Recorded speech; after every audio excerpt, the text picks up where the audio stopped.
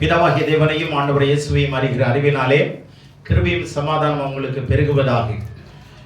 இன்றைய செய்தியும் கடந்த வாரத்தில் சொல்லப்பட்டதானே The mystery of rebirth or born again, மறுபடி பிறப்பதற்கான ரகசியம் என்ற தலைப்பின் கீழே இரண்டாவது பகுதியாக உங்களிடத்துக்கு கொடுக்க விரும்புகிறேன்.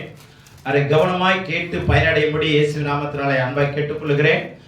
இந்த செய்தியை கேட்கிற நீங்களும் இந்த செய்தி ஆன்லைன் மூலமாய் கேட்கிற தேவனுடைய பிள்ளைகளும் நிச்சயமாகவே ஆசீர்வதிக்கப்படுவார்கள். தொடர்ந்து அந்த செய்தியை மற்றவர்களுக்கு நீங்க அனுப்புங்க. ஏனென்றால் நான் இப்படி சொல்லப்படுகிற மிக முக்கியமான வார்த்தைகளை சபை இன்றைக்கு விட்டுடுச்சுங்க, மறந்துடுச்சு. மறுபடியும் அதை நினைப்பூட்டுவது எனக்கு அதிக பிரயோஜனமாக இருக்கும் என்று பேதுரு சொல்றாரு, பவுலும் சொல்றார்.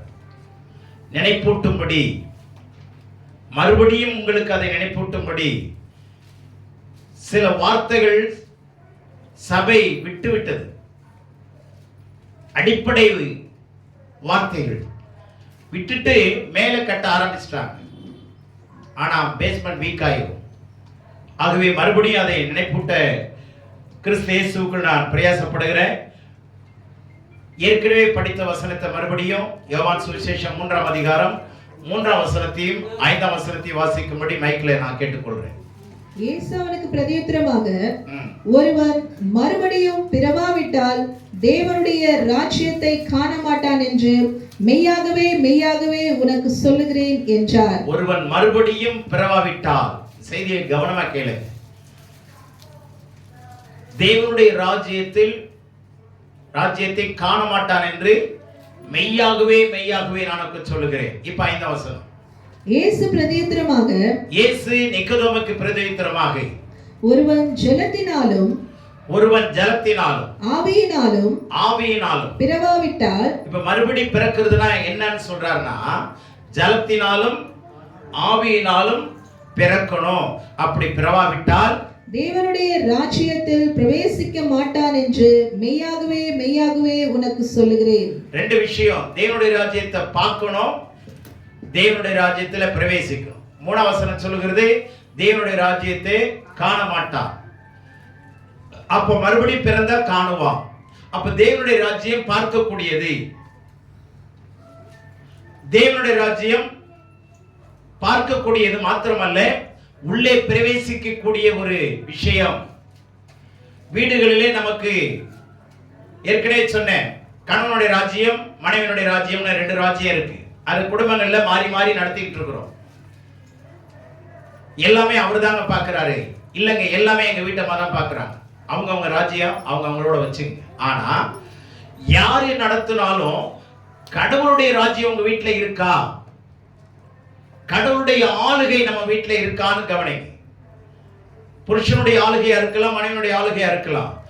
ஆனா இதை தாண்டி உங்க குடும்பத்துல கடவுளுடைய ஆளுகை இருக்கிறதா இல்லையா, கடவுளுடைய ஆளுகையை தாண்டி வெளியில வந்துட்டோமா அப்படிங்கறத நீங்க சிந்திச்சு ஒப்பு கொடுங்க. கடவுள் மறுபடியும் அவருடைய ஆளுகைக்கு நம்மை கொண்டு வருவார். அவருடைய ஆளுகையை எப்படியாவது விட்டு விலகப்படணும்னு தான் பிசாசுடைய திட்டம். ஏனென்றால் தேவன் மனுஷனை செம்மையானவனாக படைத்தார். பிரசங்கி 7 கடைசியில் இருக்கு. தேவன் மனுஷனை எப்படி படைச்சாரா? செம்மையானவனைனா அவரை போலவே படைச்சாரு. எப்படி படைச்சாரு? அவரை போலவே படைச்சாரு. அவருக்குள்ள இருக்கிற அந்த சாயலை மனுஷனுக்குள்ள வச்சு எல்லா மனுஷனையும் படைச்சாரு. இப்ப பிறக்கிற எல்லா பிள்ளைகளானாலும் சரி, பிறந்தவர்களானாலும் சரி, அவர்களுக்குள்ளே தேவனுடைய சாயலை கடவுள் மறைத்து வைத்திருக்கிறார். அந்த சாயல் எங்க இருக்குன்னா சரீரத்தில் இல்ல, அவருடைய ஆத்மா, நம்முடைய ஆத்மாவிலே, சரீரத்தில் இல்ல, நம்முடைய ஆன்மாவிலே, உள்ளத்திலே கடவுளுடைய சாயல் மறைக்கப்பட்டிருக்கிறது. கடவுளுடைய சாயல் மறைக்கப்பட்டிருக்கிறது.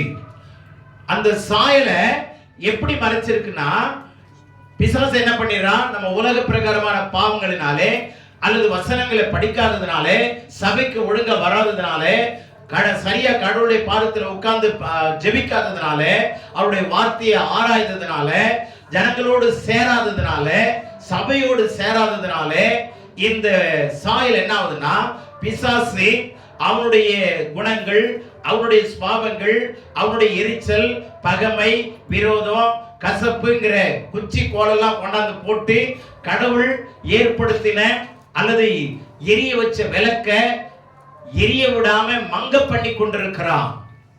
அவருடைய சாயலை மறைக்கிறான். அல்ல கவனிங்க, கடவுள் உங்க உள்ளத்தில் ஒரு விளக்கேற்றி வச்சிருக்கிறார். அந்த விளக்க ஒரு மனுஷனால என்ன பண்ண முடியாது? அணைக்கவே முடியாது. ஏன்னா அது யாரை ஏற்படுத்தினது? கடவுள் ஏற்படுத்தினது. ஆமென். கடவுள் கொளுத்தி விட்ட விளக்கு. இந்த ஒரு விளக்கு தாங்க அணையாத விளக்கு. எத்தனை விளக்கு அணையாத விளக்குன்னு பேர் வச்சாலும் அது அணைஞ்சிரும். ஆனா அணையாத விளக்கு ஒன்னே ஒண்ணு யார் ஏத்துனது? உங்க உள்ளத்துல, என் உள்ளத்துல யார் ஏத்துனது? கடவுள் ஏற்படுத்தி இருக்கிறார். அந்த உள்ளத்துல ஏற்படுத்தின விளக்க அணைக்க முடியாது. ஆனா அந்த பிரகாசத்தை, அந்த வெளிச்சத்தை மங்க பண்ண முடியும். நம்முடைய மீறுதலினாலே, நம்ம இஷ்டமா வாழ்ந்ததுனாலே, தேவனுக்கு விரோதமா மாறினதுனாலே, தேவனுக்கு சத்துருக்களாய் மாறினதுனாலே, தேவனுடைய பகைஞர்களாய் நாம் மாறினதுனாலே, தேவனுடைய வசனத்தை நேசிக்காததுனாலே, ஆண்டவருடைய நாமத்தை நாம ஆராதிக்காததுனாலே நாம அவருக்கு விரோதியா மாறிடுறோம். அப்போ நம்ம உள்ளத்துல இருள் வருது. ஆனா உள்ளுக்குள்ள விளக்கு எரிஞ்சிட்டு இருக்கு. இருள் என்ன பண்ணது? மறைக்குது. இப்போ ஆண்டவரை ஏற்றுக்கொண்ட உடனே இந்த இருள் போயிடும். ஏன்னா தேவன் வெளிச்சமாய் இருக்கிறார். ஆண்டவர் இயேசு உலகத்தில் வந்து எந்த மனுஷனையும் நீங்க யாரா இருங்க, எப்படிப்பட்ட மோசமான ஆளா இருங்க, நல்லவங்களா இருங்க, ஆனா அவங்கள பிரகாசிப்பிக்கிற ஒளியே மெய்யான ஒளி. அந்த ஒளி தான் யாரு? ஆண்டவர் இயேசு. ஆக இந்த ஒளிக்குள்ள வந்துட்ட பிற்பாடு மறுபடியும் நம்ம பிரச்சனைகள், போராட்டங்கள், கவலைகள், உலக பிரகாரமான நண்பர்களோடு மறுபடியும் சேரும்போது மறுபடியும் அதே மாதிரி நம்ம விளக்கு என்ன ஆகும்? மங்கி போயிடும். எல்லா குச்சி கோலும் உள்ள வந்துடும். எல்லா சடங்கு சம்பிரதாயமும் உள்ள வந்துடும். எல்லா கடவுளும் ஒண்ணுதாங்க அப்படிங்கிற லெவலுக்கு போயிடும். இந்த மாதிரி போகாம இருக்கிறதுக்கு ஆண்டவரை ஏற்றுக்கொண்ட உடனே நீங்க மறுபடியும் பிறக்கணும். என்ன பண்ணணும்? மறுபடியும் பிறக்கணுங்கிற ஒரு விஷயத்தை கடவுள் இங்க வலியுறுத்துகிறார்.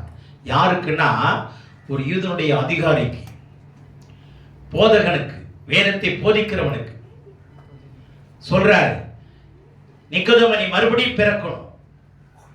பிறந்தா தேவனுடைய ஆளுகையை, ராஜ்யம்ங்கிறத மறந்துருங்க, தேவனுடைய ஆளுகை, கடவுளுடைய ஆளுகையை நீ பாப்ப, காண்பாய். சொல்லுங்க. அப்ப கடவுளுடைய ஆளுகையை காண்பாய்னா என்னங்க? காண முடியாதுன்றார்ல, பிறக்காவிட்டால் காண முடியாது, பிறந்தா அப்போ காண்போம், பிறந்தால் காண்போம். அப்போ காணப்படுகிற தேவனுடைய ராஜ்யம் அல்ல தேவனுடைய ஆளுகைனா என்னன்னா, தேவனுடைய வார்த்தை பார்க்க முடியுதா இல்லையாங்க? கடவுளுடைய வார்த்தையை என்ன பண்ண முடியுது? பார்க்க முடியுதா? முடியுதா இல்லையா? அப்ப பார்க்க முடியும். எப்போ? மறுபடியும் பிறந்தாதான் வசனத்தை நேசிக்க முடியும், வேதத்தை நேசிக்க முடியுங்க. வசனத்தை நேசிக்க முடியலன்னா நம்ம கடவுளுடைய ராஜ்யத்திலிருந்து வெளியே வந்திருக்கிறோம்னு அர்த்தம். அந்த நேசம் வரல, அந்த பாசம் வரல, அந்த ஏக்கம் வரல, அந்த தாக்கம் வரல.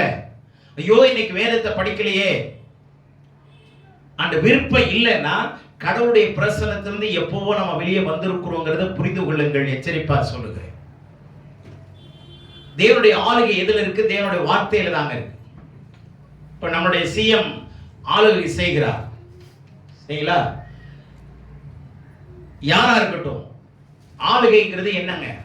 இப்ப சிஎம் என்ன செய்துட்டு இருக்கிறாரு? எதனால, என்ன, எதை வச்சு ஆளுகை செய்கிறார்? அவருடைய வயசை வச்சா? அவருடைய படிப்பை வச்சா? இல்ல, சட்டங்கள். அந்த சட்டங்கள் தான் வார்த்தைகளால் நிரப்பப்பட்ட சட்டங்கள் தானே. சட்டங்கள் எதுல எழுதியிருக்கு? வார்த்தைகளால தான் எழுதியிருக்கு. அப்ப சட்டத்தை வச்சுதான் ஆளுகை செய்யறாரு. அப்ப ஆளுகைங்கிறது ராஜ்யம் தானே. அவருடைய ராஜ்யத்துல சட்டங்கள் இருக்கு, அதிகாரம் இருக்கு.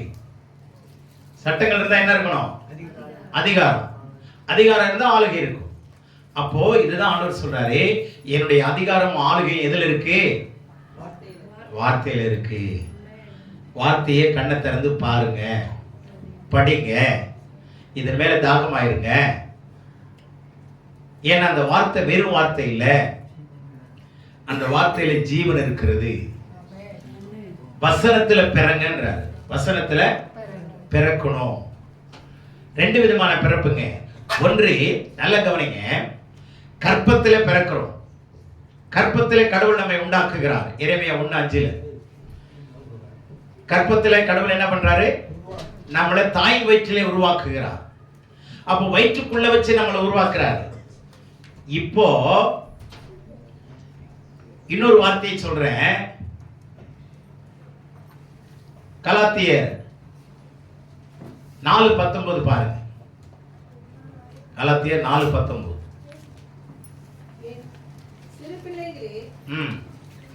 என் சிறு பிள்ளைகளே, கிறிஸ்து உங்களிடத்தில் உங்களுக்காக மறுபடியும் கர்ப்ப வேதனைப்படுகிறேன். நல்லா கவனிங்க. கிறிஸ்து உங்களுக்குள்ளே, கிறிஸ்து உங்களுக்குள்ளே உருவாகும் அளவு உங்களுக்குள்ளே. இப்ப கவனிங்க, கற்பத்துல நம்மளை உருவாக்குறார். நல்ல ஒரு குடும்பத்துல பர்ஸ் எடுத்தீங்கன்னா மனைவி போட்டா இருக்கும், பாக்கெட்ல இருந்தீங்கன்னா மனைவி போட்டா உள்ள இருக்கும். அதே மாதிரி அந்த பக்கம் பார்த்தா அவங்க போட்டா இவங்க வச்சிருப்பாங்க. ஆனா உள்ளத்துல யார் இருக்கிறாங்கிறது யாருக்கு தான் தெரியும். உங்க உள்ள இப்ப கடவுள் கேட்கிறாரு, நீ என்னை தான் உள்ள வச்சிருக்கிறியா அல்லது உலகத்தை வச்சிருக்கிறியா? நீ என்ன தேடி வந்தேனா என் வார்த்தை உள்ள இருக்கும். என்ன தேடி வந்தா என் வார்த்தை தான் உருவாக்குகிற வல்லமை உடையது. என் வார்த்தையை நேசிங்க, என் வார்த்தையை பாரு. கண்ணை திறந்து கடவுளுடைய வார்த்தையை பாரு, அதுவே ஒரு ஆசீர்வாதம். வேதத்தை திறந்து நீங்க விசுவாசத்தோட நம்பிக்கையோட இந்த வார்த்தையை நல்லா பாருங்க. இதுல ஜீவன் வெளிப்படும். இதுல என்ன வெளிப்படும்? உங்க வீடு ஃபுல்லா கரண்ட் இருக்குங்க. எப்பதான் வெளிச்சம் வரும்?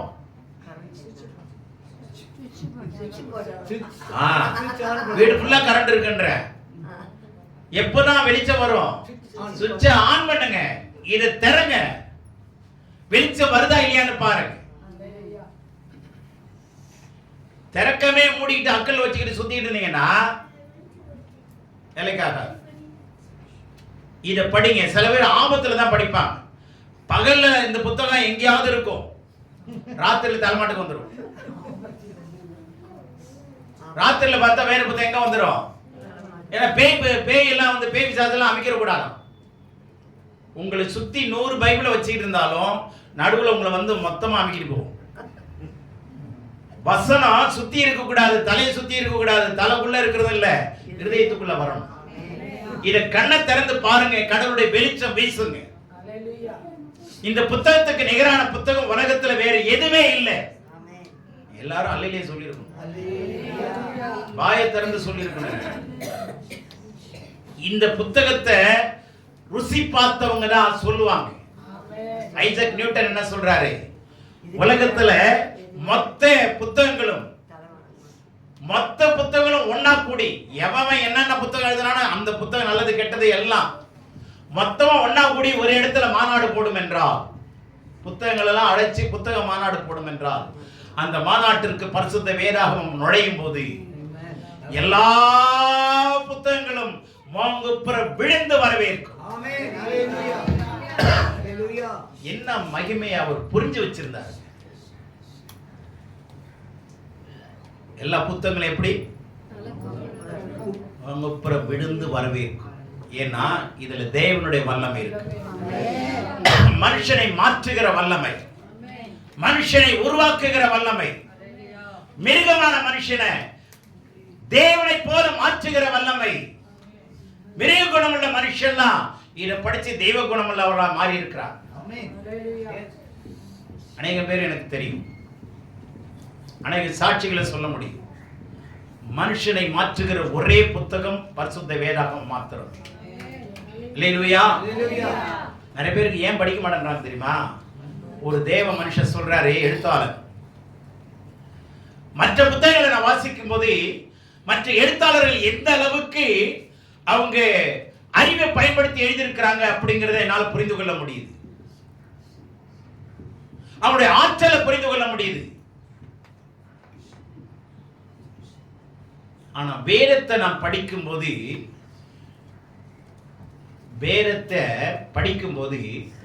அது என்னுடைய குற்றங்களை உணர்த்துகிறதா இருக்கிறதுனால இதை படிக்க எனக்கு பயமா இருக்கிறது. மற்ற புத்தகங்கள்லாம் படிக்கும்போது ஈஸியா படிச்சுட்டு போயிடுறாங்க. இது நல்லா எழுதியிருக்காரு அந்த ஆசிரியர். நல்லா அந்த கதை என்ன பண்ணிட்டே போகுது, சூப்பரா கதை, அழகா கொண்டு போய் எண்டிங் அழகா முடிச்சிருக்கிறாரு. சூப்பரா இருக்குங்க அந்த கதை. நாவல்லாம் பாத்தீங்கன்னா, நாவல் படிக்கிறவங்க கண்டிப்பா அவங்க நிறுத்தவே மாட்டாங்க. அந்த புக்கை படிச்சு முடிச்சாதான் அவங்களுக்கு தூக்கம் வரும். ஆனா அது அவங்களுக்கு காவலா மாறாது. நாவல் அவங்களுக்கு ஆனா கடவுளுடைய வார்த்தை ஒண்ணுதாங்க உங்களுக்கு காவலா இருக்கும். இந்த வார்த்தையை படிக்கும்போது நீங்க அது என்ன சொல்லுது, கண்ணாடி மாதிரி காண்பிக்குது. ஏன்னா எந்த லட்சணத்துல நான் இருக்கிறேங்கிறத காட்டுது வேதாகமம். அதே சமயத்துல இந்த வேதாகமம் என்பது கண்ணாடி. கண்ணாடிக்கு முன்னாடி நிற்கிறீங்க, டெய்லி ட்ரெஸ் பண்றீங்க, டெய்லி முகத்தை பார்க்குறீங்க, நம்ம லட்சணம் என்னங்கிறத பார்த்து சரி பண்ணிட்டு போயிடுறோம். அதே சமயத்துல இந்த புத்தகம் ரெண்டு பேரை காண்பிக்குது. ஒண்ணு முன்னாடி நிக்கிற நம்மளை காமிக்குது, ஒண்ணு உங்களுக்கு முன்னாடி எதிர இருக்கிற பரிசுத்த தெய்வத்தை காட்டுது. ரெண்டு பக்கமும் காட்டுது. அப்ப நம்மளை உருவாக்குகிற புத்தகம் எது? பரிசுத்த வேதாகமம். விக்டோரியா மகாராணியர் சொல்றாங்க, என்னுடைய இங்கிலாந்து தேசத்தினுடைய மகிமைக்கு காரணம் பரிசுத்த வேதாகமம். கரிபால்டி என்கிற ஒரு எழுத்தாளர் சொல்றாரு, புரட்சியாளர், அவர் பேரு கரிபால்டி. அவர் சொல்றாரு, இத்தாலி தேசத்தை விடுவிக்கக்கூடிய பீரங்கி பரிசுத்த வேதாகமம். விடுவிக்கக்கூடிய பீரங்கி பரிசுத்த வேதாகமம். இப்படி வேதத்தை பத்தி நிறைய சொல்லலாம். இப்படிப்பட்ட வேதத்தை நீங்க பாருங்க, பார்த்தாவே கடவுளுடைய ராஜ்யம் ஆளுகை உங்களுக்கு தெரிய வரும். இரண்டாவது, இதுல மொழியில் எடுத்து, அதாவது ஜலத்தினால், 5வது வசனம் என்ன சொல்லுது? ஜலத்தினாலும் ஆவியினாலும் பிறக்கணும். அப்ப ஜலம் என்பது வேத வசனம்னு சொன்னேன், ஆவி என்பது பரிசுத்த ஆவியானவர். இப்போ ஜலமாகிய வசனத்தினாலும் எப்படி ஒரு ஜலத்துக்குள்ள குதிச்சு அதை உள்ள மூழ்கி வெளியில வரமோ, அது மாதிரி வேத வசனத்துல இந்த ஆதியாகமத்துல குதிச்சு எங்க வெளியே வரணும்? ஆனா நம்ம என்ன பண்றோம்? எது பிடிக்குதோ அதுல குதிக்கிறது, அதுல வெளியே வந்துடுது. சங்கீதம் மாத்திரம் தான், அதை தாண்டி வெளியே போக மாட்டாங்க. நீதிமொழியெல்லாம் போக கூடாது, அங்க நீதி தெரிஞ்சிடும். அவங்களுக்கு விருப்பமானது சங்கீதமாவே இருக்கும். தயவுசெய்து நல்லா கவனிங்க. முழு புத்தகமும் கடவுளுடைய கோட்பாடுகள் நிறைந்தது, கடவுளுடைய கட்டளை நிறைந்தது, கடவுளுடைய ஆளுகை நிறைந்தது. ஆமென். நிதானமா படிங்க. அப்போ அந்த ராஜ்யம் அந்த வசனத்துக்குள்ள குதிச்சு உள்ள மூழ்கி வெளியே வரும்போது நீங்க தேவனுடைய ராஜ்ய ஆளுகைக்குள்ள பிரவேசிப்பீர்கள். புரியுதா உங்களுக்கு? ஆளுகைக்குள்ள பிரவேசிக்கிறதுனா என்ன அர்த்தம்னா, உங்களுக்குள்ள கிறிஸ்துவ உருவாக்குறீங்க. உங்களுக்குள்ள கிறிஸ்துவ என்ன பண்றோம்? உருவாக்குறோம். அப்படின்னா என்ன? குட்டி குட்டி இயேசுவா நம்ம மாறுகிறோம்னு அர்த்தம். குட்டி குட்டி இயேசுவா சொல்லுங்க நல்லா பக்கத்துல. நீங்களும் நானும் குட்டி குட்டி இயேசுவா நம்ம அங்கங்க நடந்தா எப்படி இருக்கும்? இப்ப நோபல் ஐயா குட்டி குட்டி இயேசுவா ஒரு ஆட்டோ டிரைவ் பண்றாருன்னா எப்படி இருக்கும்? உள்ளுக்குள்ள இயேசுநாதர் இருந்தா எப்படி இருக்கும்? திடீர்னு பாக்குறாங்க, இயேசுநாதர் போல தெரியுதுங்க. தாடியும் அப்படிதான் வச்சிருக்காரு. சில நல்ல கருத்துக்களை நான் அவரிடத்துல நான் கண்டுபிடிச்சேங்க, ரொம்ப சந்தோஷம். நல்ல கவனிங்க. சாது சுந்தர் சிங்,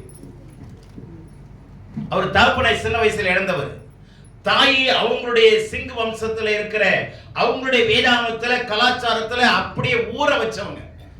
சின்ன வயசுலயே அவங்க மனப்பாடமா செஞ்சு அப்படியே அவங்க வசனத்தை எல்லாம் சொல்ல வச்ச பையன் தான் அவன். அப்படி ஆச்சாரியா ஆனது ஆச்சாரமா வளர்த்தாங்க. ஸ்கூலுக்கு போனான், அங்க கொண்டாந்து பைபிளை கொடுத்துட்டாங்க. இவன் என்ன பண்ணா, வெளிநாட்டு கடவுள்னு சொல்லிட்டு என்ன பண்ணான், அந்த புத்தகத்தை கிழிச்சு எரிச்சிட்டான். 2-3 தடவை அந்த புதிய ஏற்பாட்டை கிழிச்சு எரிச்சிட்டான். எரிச்ச உடனே அதுக்கப்புறம் இவனுடைய வாழ்க்கையில ஒரு வெறுமை இருந்துகிட்டே இருந்தது. வெறுமையான ஒரு வாழ்க்கை. இப்ப தேடுறான், யார் கடவுளா இருக்கு, ஏன் என் வாழ்க்கையில ஒரு வெறுமை இருக்கு, தேடிட்டே இருக்கான். கண்டுபிடிக்க முடியல, ரொம்ப வெறுமை வந்துருச்சு. இனிமே வாழணுமா அப்படிங்கிற உச்சக்கட்டத்துக்கு போயிட்டான். அப்படி இனிமே வாழணும்னா எந்த கடவுள் எனக்கு உண்மையான கடவுள் எனக்கு தெரிஞ்சாகணும்னு சொல்லி இரவு தூங்கி எழுந்துட்டு 3 மணிக்கு குளிச்சுட்டு 4 மணிக்கு அவன் அந்த ஈர துணியோட தனி அறையில முழங்கால் படிட்டு கேட்கிறான், கடவுளே, யாரு உண்மையான கடவுளோ அந்த கடவுள் எனக்கு இந்த நேரத்துல, அதாவது 4:57க்குள்ள எனக்கு காட்சி கொடுக்கணும். அப்படி இல்லைன்னா 5 மணிக்கு வருகிற ட்ரெயின்ல ஓடினா தற்கொலை பண்ணிடு. ட்ரெயின் ரூட் பக்கத்துல தான் இருக்கான், வீட்டு பக்கத்துல. அப்போ 4ல இருந்து 5 மணிக்குள்ள இவன் முழங்கால் படிட்டு கேட்டுட்டே இருக்கிறான், கண்ணை மூடி கேட்கிறான், கடவுளை யாரு எனக்கு தெரியல, உண்மையான கடவுள் எனக்கு யாரு. அதுதான் இன்னைக்கு சாமி யாருன்னு சொல்றாங்கல்ல, சாமி யாருன்னு சொல்றாங்கல்ல, திரும்பி பாருங்க, யார் சாமின்னு தெரியல அவனுக்கு. அதனால சாமி யார், சாமி யாருன்னு கேட்டுக்கிட்டே இருக்கிறான். சாமி யாரு, யாரு சாமி, சாமி யாரு, யாரா சாமி கேட்டுக்கிட்டே இருக்கிறான். ஆனா ஒரு பிள்ளை சாமியா தான் இருக்கு. ஆனா நல்ல கவனிங்க, இவன் கேட்டுட்டே இருக்கிறான், யார் சாமின்னு தெரியல ஆண்டவரே கேட்டுட்டே இருக்கிறான். கடவுளே யாரு தெரியல தெரியல, எனக்கு காட்சி கொடுன்னு சொல்லும் போது 4:55 ஆச்சு, 56, 57 அவன் எழுந்திருக்கிற நேரத்துக்கு வந்துட்டான். அந்த இடம் முழுவதும் பிரகாசமாய் மிகப்பெரிய பிரகாசம் அவனுடைய அறையில சூழ்ந்தது. அப்ப கேட்கிறான், கடவுளே நீ யாருன்னு தெரியல. அப்ப சொல்றாரு, நீ துன்பப்படுத்தின இயேசு நான் தான். கிழிச்சு என்னுடைய வார்த்தைகளை கிழிச்சு எரிச்சல்ல, அந்த இயேசு நான் தான். உடனே முழங்கால் படிட்டு மோங்குப்புற விழுந்து இயேசுவை ஏற்றுக்கொண்டு உலகத்திலே மகா பெரிய ஊழியக்காரனாய் மாறினவர் தான் அந்த சுவாதி சுந்தரி. வீட்டை விட்டு வெளியேற வேண்டிய சூழ்நிலை வந்துச்சு. தாய் தூக்கி போட்டாங்க, நீ இயேசுவை நம்பினா வீட்டுக்கு வராத. வெளியே போனாரு, ஆண்டவருடைய பிள்ளைய மாறினாரு, ஊழியத்தை செய்ய ஆரம்பிச்சாரு. ரோட்ல நடக்கிறாரு. இப்போ ஒரு பிள்ளை ஓடி வந்து தாயிட்ட சொல்லுது, அம்மா இயேசுநாதர் நடந்து வராருமா, வாமா பாருமா, இயேசுநாதர் மாதிரியே இயேசுநாதர் தாமாங்குது. அந்த சாயல் பாத்தீங்களா, குட்டி இயேசுவா அவர் நடக்கிறாரு. பார்க்கிறவங்களுக்கு இயேசு நடந்து வரார். இப்போ உங்களை என்னை யார் சொல்லணும், இயேசுநாதர் நடந்து வர்றாங்க சொல்லுவாங்களா? அடேங்கப்பா, இது பாரு வெள்ளை கொடுத்துட்டு வந்தது, இதுக்கு ஒரு பைபிளா, பைபிள் தூக்கிட்டு ஞாயிற்றுக்கிழமையான சொத்துது. ஆனா திங்கக்கிழமையானா வாயில வர, ஆமா அவ்வளவு நல்ல வார்த்தையெல்லாம் வருது. அப்ப கவனிங்க, இந்த சாட்சி அப்படி இருந்ததுன்னா நம்ம மறுபடி பிறக்கலன்னு அர்த்தம். வசனம் நம்மளை உருவாக்கலன்னு அர்த்தம். வசனத்தின்படி நம்ம வாழலன்னு அர்த்தம். அப்போ கடவுளுடைய ஆளுகை நமக்குள்ள இல்லைன்னு அர்த்தம்.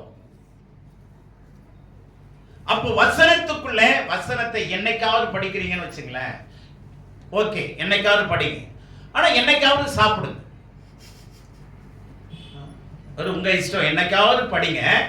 விருப்பம் இருந்தா என்ன பண்ணலாம், வேதத்தை எடுத்து படிக்கலாம். படிக்கலன்னு வச்சுங்களேன், அதே மாதிரி எப்ப படிக்கிறீங்களோ அன்னைக்கு சாப்பிடுங்க. முடியுமா? முடியுமா? முடியவே முடியாது. சரீரத்துக்கு எப்படி 3 வேளை சாப்பாடு முக்கியமோ, அதே மாதிரி ஆத்மாவுக்கு எனி நம்பர் ஆஃப் டைம், எவ்வளவு நாளும் சாப்பாடு கொடுக்கலாம். அந்த சாப்பாடு சாப்பிட்டீங்கன்னா சுகர் வராது, தைராய்டு பிரச்சனை வராது, பிபி வராது, கொலஸ்ட்ரால் வராது, கொழுப்பெல்லாம் அடங்கும். வாய் கொழுப்பு, இப்படி பலவிதமான கொழுப்பு இருக்கு. நீங்க கவனிங்க, டாக்டர் சொல்லுவாங்க, உங்க ஆட்டை சுத்தி கொழுப்பு இருக்குங்க, உங்க லிவரை சுத்தி கொழுப்பு இருக்கு, இதெல்லாம் நீங்க கரைக்கணும். நீங்க தேவ சமூகத்தில் உட்காருங்க, கொழுப்பெல்லாம் அடங்கும். ஆமென். அல்லது கலைக்குமார் ஐயாட்ட போய் கேளுங்க, எப்படியா உங்க கொழுக்குங்க. கடவுளை போல உங்களை உருவாக்கும். கடவுளை போல நீங்க பேச ஆரம்பிப்பீங்க. மறுபடி பிறக்க பாருங்க. மறுபடி இன்னொரு முறை இந்த உலகத்தில் நாம என்ன பண்ண போறது இல்ல, பிறக்க போறது இல்ல. Only one life, soon be past. சீக்கிரம் போயிடுங்க. whatever you do, இந்த உலகத்தில் நீங்க என்ன செய்றீங்களோ அதுதான் உனக்கு பின்னாடி வரும். ஆமென். அதனால தயவு செய்து நல்லா கவனிங்க. உங்க வாழ்க்கையில மறுபடி பிறக்கிற வாழ்க்கைக்கு கொண்டு வா. வேதத்தை என்னைக்காவது படிச்சீங்கன்னா மறுபடி பிறக்க முடியாது. மறுபடி பிரச்சனையில தான் இருப்போம். மறுபடி பிறந்தீங்கன்னா மறுபடி பிரச்சனையே வராதுன்னா இல்ல, பிரச்சனை வரும். ஈஸியா ஜெயிச்சிடலாம். பிரச்சனை இது வரைக்கும் உங்களை ஜெயிச்சுக்கிட்டே இருக்கும். போராட்டத்துக்கு மேல உங்க மேல போராட்டம் வந்துகிட்டே இருக்கும். எதுக்குடா வாழணும், போய் சேர்ந்துடலாம்னு நினைப்பீங்க. ஆனா மறுபடி பிறந்துட்டீங்கன்னா அதே பிரச்சனை வந்துச்சு, நான் காலால எட்டி வச்சுட்டு போயிட்டே இருப்பீங்க. ஏன்னா கடவுளுடைய ஆளுகை உங்க மேல இருக்கு. கடவுளுடைய கரம் உங்க மேல இருக்கு. கடவுளுடைய தயவு உங்க மேல இருக்கு. அல்லேலூயா. நீங்க ஆண்டவருடைய ஆளுகை வந்த பிற்பாடு பாருங்களேன், முன்னாடி வாழ்ந்த வாழ்க்கையை பாத்தீங்கன்னா நினைச்சு பாத்தீங்கன்னு வச்சுங்களேன், நீங்களே துப்பிடுவீங்க. காரி இப்படி எல்லாமா வாழ்ந்துருக்கிறோம், இப்படி எல்லாமா நம்ம செஞ்சிருக்கிறோம், இப்படி இல்லாம ஜனங்களை தொந்தரப்படுத்தி இருக்கிறோம். பவுல் சொல்றாரு, முன்னே துன்பப்படுத்தின நான், முன்னே நான் சபையை துன்பப்படுத்தினவர், முன்னே நான் அநேகரை கொல்லும்படி தீர்மானம் பண்ணினவர், இப்பொழுதோ என்னை குறித்து ஜனங்கள் தேவனை மகிமைப்படுத்துகிறார்கள். எவ்வளவு பெரிய மாற்றம். அதனால மறுபடி பிறக்க பாருங்க. வேதத்துக்குள்ள குதிங்க. இது பெரிய குளம் இல்லைங்க, குட்டை இல்லை, ஆறும் கிடையாது, மிகப்பெரிய சமுத்திரம். சமுத்திரத்தை உண்டாக்கினவர் உங்க கையில ஒரு சமுத்திரத்தை கொடுத்திருக்கிறார். சமுத்திரத்தை உண்டாக்கினவர் உங்க கையில எதை கொடுத்திருக்கிறாரு? சமுத்திரத்தை கொடுத்திருக்கிறாரு. கையில என்ன இருக்கு? ஆண்டவர் அறிவு, ஞானம், பொக்கிஷம், அதுக்கப்புறம் நிதானம், அறிவு, ஆற்றல் எல்லாமே இந்த சமுத்திரத்துக்குள்ள இருக்குங்க. ஆழத்துக்கு போய் கண்டுபிடிச்சீங்கன்னா உங்களுக்கு எதெல்லாம் விலையேற பெற்ற அதெல்லாம் கிடைக்கும். ஆமென். சமுத்திரத்தை கையில கொடுத்திருக்கிறார். விளங்குச்சா? அன்னைக்கு உலகத்துல சாவை எடுத்துட்டு அதை குடிச்சிட்டு இருக்கிறோம். புரிஞ்சுச்சா? ஆமா, சமுத்திரத்துல சாவை எடுத்துட்டு கொஞ்சம் எடுத்து பேசுனீங்கன்னா அதை குடிக்கலான்னு சொல்றான். கடவுள் சொல்றாரு, இந்த தண்ணியை குடுறான்றாரு. அவன் எதையோ குடிச்சிட்டு இருக்கிறான். புரியும் நினைக்கிறேன். அதுக்கு ஒரு நியாயம் சொல்றான், அதுக்கு ஒரு சட்டம் சொல்றான். இதெல்லாம் உலக சம்பிரதாயங்கள். இந்த ஜலத்துல தான் உங்களுடைய ஜீவன் இருக்கு. தேவனுடைய ஜீவன், தேவனுடைய வல்லமை இருக்கு, தேவனுடைய மகிமை இருக்கு, தேவனுடைய கரம் உங்கள் மேல வெளிப்படும். அல்லேலூயா. நான் ஹாஸ்பிட்டல்ல நின்று பேசிட்டு இருந்தாங்க. அந்த பக்கம் நோட்ஸ் இருந்தாங்க, இந்த பக்கம் நான் நின்று இருக்கிறேன். நடுவில் டேபிள். உங்க பேர் என்னன்னா? எபினேசர்னு சொன்னேன். அப்படியா அப்படின்னு சொல்லிட்டு எனக்கு உத்து பார்த்தாங்க. நான் கேட்டேன், என்ன அப்படி பார்க்குறீங்க? உங்ககிட்ட பேசும்போது ஒரு மயக்கம் வருது அப்படின்னா. ஏன் வருது? கடவுளுடைய வார்த்தையில் இருக்கிற வல்லமை. புரியுச்சா? என்னுடைய நண்பர் சொன்னான், 30 வருஷமா ஒன்னா வேலை செய்யறோம். ஒரு நாள் அவன் அந்த கண்ணாடி கதவை திறந்துட்டு உள்ள போறான். அவன் எதிரில் வரான். அவனை கூப்பிட்டு ஏதோ ஒன்று பேசிட்டு இருந்தேன். அப்போ அவன் சொல்றான், எபினேசர் ஏதோ ஒன்று பண்ணுது, எனக்கு என்ன பண்ணுதுன்னு தெரியல அப்படின்னா. சரி வாப்பா, லஞ்சுக்கு வா அப்படின்னு சொல்லி கூப்பிட்டேன். லஞ்சில் கூப்பிட்டுட்டு போய் ஒரு தோட்டம் நடுவில், கம்பெனிக்குள்ளேயே ஒரு தோட்டம் இருக்கு. அந்த தோட்டத்துக்குள்ள இவ்வளவு பெரிய வேலியர், அந்த வேலி ஃபுல்லா செடிகள்லாம் இருக்கும். முழங்கால் பண்ணிட்டா தெரியாது வெளியில. இவனை இங்க உட்கார வச்சுக்கிட்டு வசனம் சொல்லிட்டு இருக்கிறேன். திடீர்னு இவ்வளவு உயரத்துக்கு குதிப்பானா. ஹாய் ஊயின்னு குதிக்கிறான். எங்க கம்பெனிக்குள்ள என்ன ஆகும், என்ன பண்றது எனக்கு தெரியல. எசப்பா அப்படின்னு கொஞ்ச நேரத்தில் ஆஃப் ஆயிட்டான். அவனை சாயந்தரம் 4 மணிக்கு மேல பீச்சில் போய் உட்கார வச்சு வசனம் சொல்லிட்டு இருக்கிறேன். ஆண்டவருடைய சத்தம் கேட்குது. அவன் கடல்ல விழுந்து குதிக்க போறான், புடுறா அப்படின்றாங்க. என்னடா பண்றது, இங்க கொண்டு வந்தா கடலை குதிச்சிருவான் போல. அவனை அப்படியே அழைச்சிட்டு வந்து 800ல இருந்து வீட்டுக்கு இங்க கொண்டு வந்தேன். ஏறத்தாழ 7 மணி இருக்கும். 7 மணிக்கு மேல இங்க உட்கார வச்சு மொட்டி போட்டு நான் கட்டளையிட ஆரம்பிச்ச உடனே அவன்கிட்ட இருந்து ஆவி பேசுது. என்னுடைய அண்ணனை கொண்டு போனது நான் தான். நான் மலையில 300 வருஷமா இருக்கிறேன்.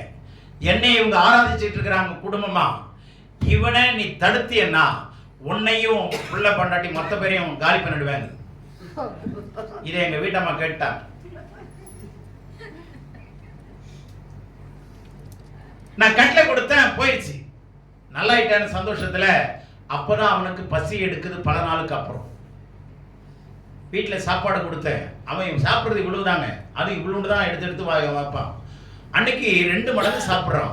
இன்னைக்கு தான் எனக்கு ஓவர் பசி, நல்லா இருக்கு, சாப்பாடு கொடு. சாப்பிட்டு அவனை அனுப்பின திருவொற்றியூருக்கு அனுப்பிவிட்டேன். பஸ்ஸில் வரேன். 10 நாள் வீட்டில் பிரச்சனை கொடுத்துட்டான். மயக்கடிச்சு கிடக்குறான். அனுப்பிட்டு வரேன். அப்போ குழந்தைக்கு பால் கொடுக்கணும். சின்ன குழந்தைய அப்படின்னு இருக்குன்னு நினைக்கிறேன். தொட்டியில் போட்டு நான் அந்த பிள்ளைய தூங்க வச்சிட்டு இருக்கிறேன். இவங்கள மூளையில சாச்சிட்டு, வேற யாரும் ஹெல்ப் கிடையாது. பல மணி நேரம் போராடுங்க. இந்த அசுத்தாவினுடைய போராட்டம் எனக்கு 3 மணி நேரம் என் சரீரத்தில் பாதிச்சது. ஆவியில நிரம்பி நான் ஜெபம் பண்ண ஆரம்பிச்சேன். கர்த்தர் விடுதலையாக்க ஆரம்பிச்சுங்க. ஏன் சொல்றேன்னா, கர்த்தருடைய வல்லமை நமக்குள்ள இருக்கும்போது நம்ம எந்த ஒரு வல்லமையும் பாதிக்க முடியாது. ஆமென். தொட முடியாது. வசனத்துக்குள்ள முழுகி வாங்க. எதுக்குள்ள முழுகணும்? தேவனுடைய வசனத்துக்குள்ள. அதுதாங்க உங்களை மறு பிறப்பை கொண்டு வரும். born again, திரும்பி பிறக்கிற அனுபவத்தை கொண்டு வரும். அப்ப தேவனுடைய ஆளுகையை நீங்க பாப்பீங்க. அந்த ஆளுகைக்குள்ள நீங்க பிரவேசிக்கும் போது கிறிஸ்து உங்களுக்குள்ளே உருவாகுவார். கிறிஸ்து புரியுதா? அப்ப கிறிஸ்து வெளியில இருக்கிற கிறிஸ்து உங்களுக்குள்ளே உருவாகும் போது அப்ப என்ன பண்ணணும்னா கற்பை வேதனைப்படணும். இதுதான் 4:19 சொல்றார் கலாத்தியர்ல. கிறிஸ்து உங்களுக்குள்ளே உருவாகிற வரைக்கும் நான் என்ன பண்றேன்? அப்ப கவனிங்க, ஒரு பிள்ளையை பிறக்க வைக்கணும்னா என்ன பண்ணணும்? கற்பை வேதனைப்படணும். வலி இருக்கதான் செய்யணும். முழங்கால் வலிக்கதான் செய்யும் ஜெபம் பண்ணும்போது. ஆனா ஒண்ணே ஒண்ணு, வாய் தாங்க வலிக்க மாட்டேங்குது. எவ்வளவு மணி நேரம் பேசுங்க, வாயே வலிக்காது. கொஞ்ச நேரம் முட்டி போடுங்க, உடம்பெல்லாம் வலிக்கும். தேவனுடைய சமூகத்தில் ஜெபம் பண்ணுங்க, வேதம் வாசிங்க. அந்த வேதத்துக்கு ஏற்றபடி ஜெபம் பண்ணுங்க. ஆண்டவரே, இந்த வசனத்தை படிச்சேன், இது மாதிரி என்னை மாத்துங்க. ஜெபம் பண்ணுங்க. கற்ப வேதனைப்படணும். நீங்களும் நானும் சும்மா ஒரு பிள்ளையை வளர்த்து ஒரு கணவனை கல்யாணம் பண்ணி கொடுத்துட முடியாதுங்க. எவ்வளவு பிரச்சனை இருக்கு ஒரு பிள்ளையை வளர்க்கறதுக்கு. அது பொம்பளை பிள்ளையை வளர்க்கறது இந்த காலத்துல எவ்வளவு பயம் இருக்கு, எவ்வளவு கஷ்டப்படுறோம், பொருளாதார ரீதியில கஷ்டப்படுறோம். அந்த பிள்ளையை நல்ல குணங்கள்ல வளர்க்கறதுக்கு எவ்வளவு கஷ்டப்படுறோம், கற்ப வேதனைப்படுறோம் அந்த பிள்ளைகளை வளர்க்கறதுக்கு. அது மாதிரி கிறிஸ்து உங்களுக்குள்ளே உருவாகணும்னா கொஞ்சம் நீங்க பாட அனுபவிக்கணும், கஷ்டங்களை அனுபவிக்கணும். நோகாம என்ன பண்ண முடியாது. நோன்பு சொல்லுங்க, பக்கத்துல பார்த்து தட்டி ஒண்ணு. அம்மா புண்ணியவதிய, புண்ணியவானே பக்கத்துல கூப்பிட்டு சொல்லுங்க. ஐயா புண்ணியவானேன்னு கூப்பிடுங்க. புண்ணியவானே, நோவாம என்ன பண்ண முடியாது, கூப்பிட்டு சொல்லுங்க. அப்படி தொடர்ந்து ஒண்ணு தட்டுங்க. நோவாம நோன்பு கும்பிட முடியாது. நோன்பு கும்பிட்டா வலி பசிக்க தான் செய்யும். கொஞ்சம் மயக்கம் வராம தான் இருக்கும். வர மாதிரி தான் இருக்கும். நான் 11வது படிச்சு முடிச்சாலும் 3 நாள் உபவாசம் இருந்தேன், சாப்பாடு இல்லாம. முதல் நாள் சாயந்தரமே எனக்கு ஒரு மாதிரி ஆயிடுச்சு. தெரியாம போய் தின்ட்டு வந்துடலாமான்னு யோசிச்சேன். 2ஆம் நாள் உபவாசம். மத்தியானத்துக்கு மேல எனக்கு ரொம்ப தாங்க முடியல. நான் ஜெபம் பண்ண, ஆண்டவரே என்னால முடியல, நான் இங்க போய் ஏமாத்தி தின்ட்டு வந்துடலாமான்னு யோசிக்கிறேன், என்ன சொல்றீங்க? ஜெபம் பண்ணிட்டு நான் இருக்கும்போதே அந்த பசி மறந்துடுச்சு. அப்புறம் 3ஆம் நாள் உபவாசமும் இருந்தேன். ஜெபம் பண்ணுங்க. கொஞ்சம் கடவுளுடைய பாதத்துல நீங்க கஷ்டப்படுங்க. இவ்வளவுலாம் கஷ்டப்பட்டு எதுக்குங்க? நான் பாட்டில் என் வேலையை உண்டு, என் வெட்டி உண்டு, நான் இருந்துட்டு வெந்தது திண்டு விதி வந்தா சாப்பிட போறாண்டவரேன்னு நீங்க இது எதுக்கு இதெல்லாம் பண்ணிட்டு கிடக்குறீங்கன்னு நான் ஒண்ணு சொல்றேன். கடவுள் மரணத்துக்கு அப்புறம் அவரோடு கூட வாழ்கிற வாழ்க்கையை கடவுள் வச்சிருக்கிறார். இந்த வார்த்தைக்குள்ள ஜீவன் மாத்திரம் இல்ல, நித்திய ஜீவன் மறைஞ்சிருக்கு. நித்திய ஜீவன் மறைஞ்சிருக்கு. அதனாலதான் ஆண்டவர் சொல்றாரு யோவான்ல, என்னை நீங்க ஆராய்ந்து பாருங்க. அப்படின்னா என் வார்த்தைகளை ஆராய்ஞ்சு பாருங்க. படிக்கிறது மாத்திரம் இல்ல, தியானிங்க, அதை உள்வாங்குங்க, ஆராயுங்க. ஆராயும் போது நித்திய ஜீவன் வெளிப்படும். ஆமென். அப்ப இருக்கிற வாழ்க்கையில மகிமையை பாருங்களேன். உங்களால நிறைய பேர் ஆசீர்வதிக்கப்படுவாங்க. நிறைய குடும்பத்தை விளக்கேத்தி வைப்பீங்க. உங்களை கூப்பிட்டு ஜெபம் பண்ண சொல்லுவாங்க. ஐயா, உங்க பாதத்தை வச்சு எங்க வீட்டுல வந்து ஒரு ஜெபம் பண்ணிட்டு போங்க. நீங்க போய் ஜெபம் பண்ணும்போது எவ்வளவு ஆசீர்வாதமா இருக்கும்னு நினைக்கிறீங்க? இப்போ நோபல் ஐயாவும் கலை ஐயாவும் 2 பேரும் சேர்ந்து ஒரு நல்ல ஊழியக்காரலா போனாங்கன்னா எப்படி இருக்கும்? கலக்கிடுவாங்க. இதோ உலகத்தை கலக்குகிறவர்கள். ஆமா. அதுக்கப்புறம் அவங்க வீட்டம்மாவுடைய நிலைமையை பாருங்க எப்படி இருக்கும். சிந்திச்சு பாருங்க. அதெல்லாம் முகத்தில் கண்ணாடிக்கு முன்னாடி வச்சு பாருங்க. கடவுள் உங்களையும் வல்லமையாய் மாற்றுவார். இருளை வெளிச்சமாய் மாற்றுகிறவர், கண்ணீரை களிப்பாய் மாற்றுகிறவர், உன் துக்கத்தை சந்தோஷமாய் மாற்றுகிறவர். அவர் சும்மா சொல்ல மாட்டார், என் வார்த்தையை கவனி, நீ என்னுடைய ஆளுகைக்குள்ள ஆளுகை காண்பாய். யாரெல்லாம் எப்படி ஆளுகை செஞ்சாருன்னு நீ பார்ப்ப. அதுக்கப்புறம் இதுக்குள்ள முழுகி இந்த வார்த்தையை படி, சிந்தி, ஆராதனை பண்ணு, ஆராய்ச்சி பண்ணு. அப்போ நீங்க என்னுடைய ஆளுகைக்குள்ள பிரவேசிப்பீர். ஆளுகைக்குள்ள பிரவேசிப்பீர். இப்படி கற்பை வேதனைப்பட்டா நீங்க என்னவா மாறுவீங்கன்னா கற்புள்ள கன்னிகையாய் மாறுவீங்க. இதுதான் 2 கொரிந்தியர் 11:2 இருக்கு. என்னவா மாறுவீங்க? ஆமா, கற்புள்ள கன்னிகைகளா. ஏன்னா நம்முடைய ஆண்டவராய் இயேசு மணவாளனாய் வரப்போகிறார். மணவாளனாய் வரப்போகிற அந்த மணவாளனுக்கு யாரா நம்ம மாறணும்? மணவாட்டியா மாறணும். அதுக்கு கற்புள்ள கன்னிகையாய் மாறணும். ஆமென். அப்ப கற்புள்ள கன்னியாய் மாறணும்னா எவ்வளவு கஷ்டம் இருக்கு, எவ்வளவு பாடுகளை சகிக்கணும். எத்தனை பேர் ரோட்ல போகும்போது நம்மளை பார்க்கறான், கிண்டல் பண்றான். எத்தனை பிள்ளைங்க கஷ்டப்படுறாங்க. யாரோ ஒரு நம்ம சர்ச்சில் யாரோ ஒரு பொண்ணை கேட்டேன், எப்படிமா பஸ்ல வரேன்னு. நான் ஊக்க கைட்டி கையில வச்சுக்குவேன். நான் அங்க என்னடா புதுசா சொல்லுது, எதுக்குமா ஊக்க கைட்டி கையில வச்சுக்கிறேன்னு. யாராவது வந்து இடிச்சா குத்துறதுக்கு தான் அங்கணுமா. எவ்வளவு உஷாராகுது பாருங்க. ஊக்க கைட்டி ரெடியா வச்சுக்குமா. எவனாவது வந்து இடிச்சா என்ன பண்றது? அவ்வளவுதான், வருவான கிட்ட. எவ்வளவு உஷாராகுது பாருங்க இப்ப இருக்கிற பசங்க. இதுதான் கர்த்தர் சொல்றார், பிசாசு உங்களை தாக்க நேரிடும் போது ரட்சணியமாகிய இந்த ஹெல்மெட்டை போட்டுங்க, மறுபடி பிறங்க, நான் உங்களை காப்பாத்துறேன். அவன் குடும்பத்துக்கு நான் தண்ணி ஊத்துறேன், நான் வாழ வைக்கிறேன். இந்த ஜீவனுக்கு மாத்திரம் இல்ல, வரப்போகிற ஜீவனுக்கு ஏற்ற ஜீவனை நான் உங்களுக்கு கொடுக்கிறேன். இந்த வசனத்தை பாருங்க. ராஜ்யத்தை பார்ப்பீங்க.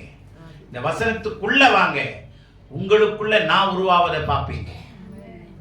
வீட்டார் பார்ப்பாங்க, என்னுடைய ஆண்டவர், என்னுடைய கணவர் ஆண்டவரை நேசிச்சது மாத்திரம் இல்லை, ஆண்டவர் போலவே மாறுறார். ஆண்டவர் போலவே மாறுறார். அவர் மாதிரியே ஜெபிக்கிறாரு. முழங்கால் படித்து ஜெபிச்சதே நான் பார்த்தது இல்லை. இப்போ என்னுடைய கணவர் ஜெபம் பண்றாரு. இதெல்லாம் விசுவாசி நன்றி சொல்லிட்டே இருந்தேன். ஆமென். அப்ப கற்புள்ள கன்னிகையாக என்ன பண்ணுவோம் சொல்லுங்க? மாறுவோம். கன்னிகைக்கு எத்தனை சுழி? என்ன? 2 சுழி. ஆனா நீங்க இந்த வசனத்துக்குள்ள போலன்னா 3 சுழியா மாறிடுவீங்க. கன்னியா மாறிடுவீங்க. பறவைகளை பிடிக்கிறதுக்கு என்ன வைக்கிறான்? கன்னி வெடி வைக்கிறான். அந்த மாதிரி கன்னியா மாறிடுவீங்க. ஆனா மரியாள் கன்னி சூப்பரான மனுஷி, தேவ மனுஷி. அவர் அந்த பேரை மாத்தி வேளாங்கண்ணிங்கிற பேர் எங்கேயாவது இருக்குதா? பைபிள் இருக்கா? எதுக்கு அந்த அறிவு இல்லைன்னே தெரியல. வேதத்தில் இல்லாத பேர் என்னது? மரியாளுக்கு வேற பேர் என்ன? வேளாங்கண்ணி. நிறைய பேர் இருக்கு. அதனால தயவு செய்து சொல்றேன், நம்ம ஆண்டவருடைய பேர் இந்த வேதம் ஃபுல்லா நிறைஞ்சிருக்குங்க. ஆனா எந்த வேதத்திலையும் ஒரு பேர் கூட இல்லைங்க. இந்தியாவில் வணங்குகிற எந்த ஒரு கடவுளுடைய பேர் எந்த வேதத்திலும் இல்லை. அதுதான் பிரச்சனை. காந்தராஜன் ஒரு டாக்டர் பேசுவார், கவனிங்க. மிகப்பெரிய அரசியல் நிபுணர். அவர் சொல்றார், நீங்க சொல்ற கடவுளுடைய பேர் எந்த கடவுளுடைய பேரும் எந்த வேதத்தில் இல்லையாடா பாவீங்களா, எப்படா நீங்க சொல்றீங்கன்னு அவர் கேட்கிறார். நான் கேட்கல, ஒருத்த பேர் கூட கிடையாது. ஆனா நம்முடைய வேதம் ஃபுல்லா ஆண்டவர் இயேசு நிறைஞ்சிருக்கிறார். இந்த ஆளுகை உங்க குடும்பத்துக்கு வரணும்னா மறுபடி பிறங்க. உங்க உள்ள மறுபடி பிறக்கலன்னா கண்டிப்பா கிறிஸ்து உங்களுக்குள்ள என்ன பண்ண முடியாது, உருவாக முடியாது. கிறிஸ்துவை நீங்க உருவாக்கணும், அதுக்கு பாடுபடணும், கஷ்டப்படணும், பத்திரங்கள் அனுபவிக்கணும். பயந்துராதீங்க. ஆனா அதி சீக்கிரத்தில் நீங்க அந்த லேசான பத்திரம் கன மகிமையை கொண்டு வரும். என்ன மகிமையை கொண்டு வரும்? கன மகிமையை கொண்டு வரும். கடவுள் உங்களை எல்லாம் நிறைய வீடுகளில் உங்களை பயன்படுத்த போறார், நிறைய இடங்கள்ல பயன்படுத்த போறார். சொல்லுங்க, கர்த்தர் என்னைய, கடவுள் என்னைய என்ன போல கஷ்டப்படுற குடும்பத்துக்கு கொண்டு போய் சாட்சியா வச்சு என்னை ஆசீர்வதிக்க போறாரு. என்னை பயன்படுத்த போறாரு. ஒரு அற்புதம் சொல்லட்டுமா? இவ்வளவு நேரம் இது வரைக்கும் உட்கார்ந்துருக்கீங்களா, இருந்திருந்தீங்களா? இது வரைக்கும் இவ்வளவு நேரம் என்ன ஐயா, கலை ஐயா வந்தா உட்கார்ந்து 5 நிமிஷத்துல ஓடி போயிடுவான். அப்படிதான் சொன்னாரு. இன்னைக்கு இவ்வளவு நேரம் உட்கார்ந்து இருக்கிறதே அற்புதங்க. உண்மையாதான் சொல்றேன். இவ்வளவு நேரம் வந்து உட்கார்ந்து அவர் நாங்க ஜெபிச்சுட்டு வந்ததுல இருந்து அவர் முகம் வேற மாதிரி இருக்கு, எனக்கு வேற மாதிரி தான் தெரியுது. ஆகவே கற்புள்ள கன்னியாக கர்த்தர் உங்களை மாற்றுவார்.